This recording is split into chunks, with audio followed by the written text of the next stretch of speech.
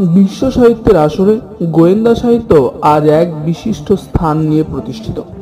একটা সময় ছিল যখন গোয়েন্দা গল্প বা উপন্যাসকে প্রথম শ্রেণীর সাহিত্য হিসেবে গণ্য করা হতো না। এর পাঠক সংখ্যাও ছিল সীমিত।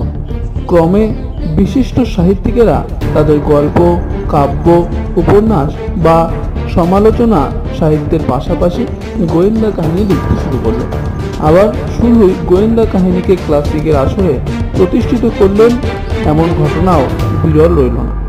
তখন গোয়েন্দা সাহিত্য প্রথম শ্রেণীর সাহিত্যের আঙিনায় ঠাঁই করে নিল। পৃথিবীর শ্রেষ্ঠ ডিটেকটিভ অমনিবাসের কয়েকজন বিশিষ্ট গোয়েন্দা সাহিত্যিকের ছোট গল্পকে বেছে নেওয়া হয়েছে। এতে রয়েছে এডগার অ্যালান পো, স্যার আর্থার